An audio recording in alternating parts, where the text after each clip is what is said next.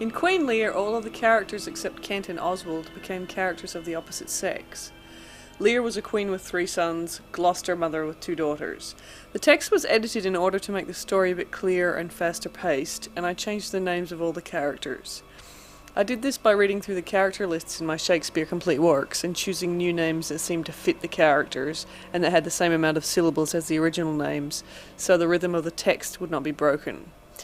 I renamed characters because I had gender swapped a few times in previous productions, and found that sometimes the performer struggled a bit with owning the character, and found it hard to forget that sex had been swapped.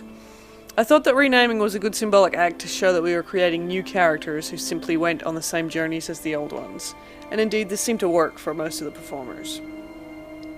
This is the opening scene of the play.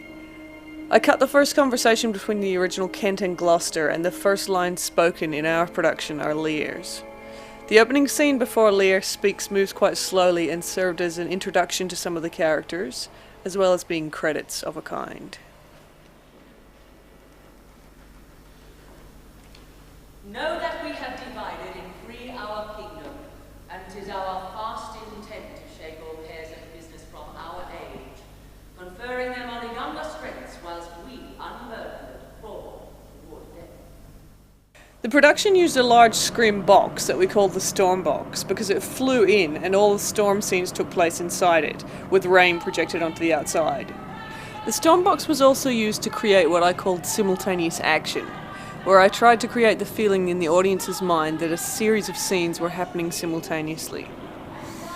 Altering the audience's perception of time is something I'm very interested in, and I've worked before on ideas of simultaneous action, as well as slow motion and freezing to alter the speed of passing time within a story for an audience. I've felt in watching other productions of Lear that the storm section seemed to take place over a few days, but my interpretation of Shakespeare's text is that the storm lasts only a few hours and scenes take place simultaneously.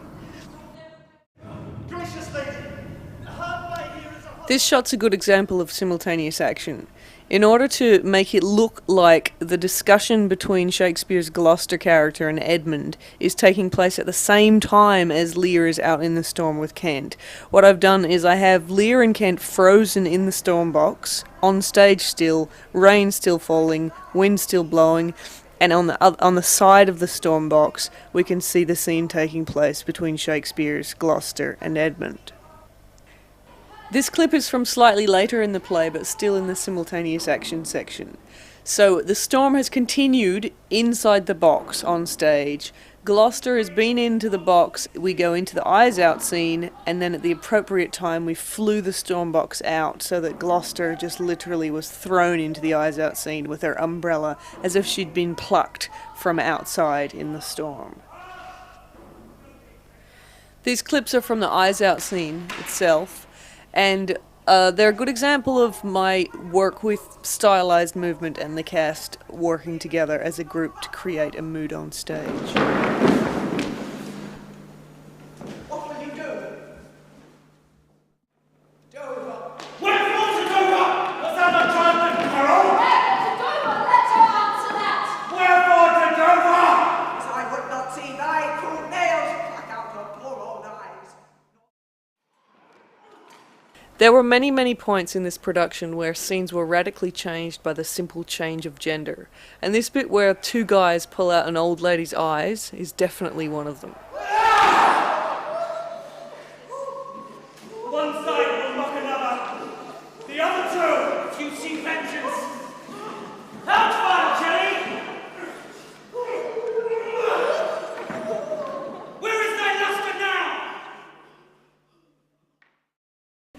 The production used video images that help tell the story and contribute to the world of the play.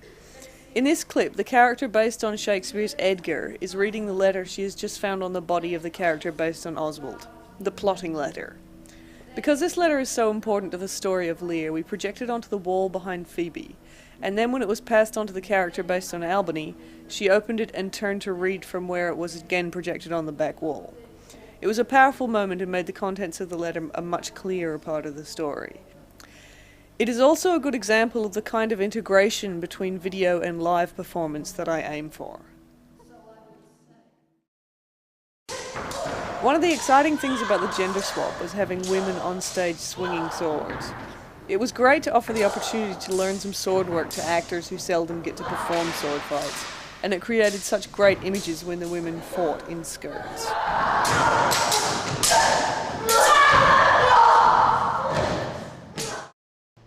The gender swap made this production fascinating to work on. Because Sydney schools continued to study Lere, I continued to produce it, and this was my second production after having remounted the first for a number of years. Knowing the script so well, I was amazed at how much scenes changed for me with the gender change. I also found that my attitude towards the character of Lere changed dramatically when the character was a female, and this closing scene had a resonance for me that my previous versions with a male Lere lacked. Queen Lear was an absolutely huge production for a company of Cut's size to create. The end result was that there were a few performances in the smaller roles that I was far from happy with, but I still feel overall that it's my best work to date. We're remounting it again this year in May-June, and I'm really looking forward to working on it again.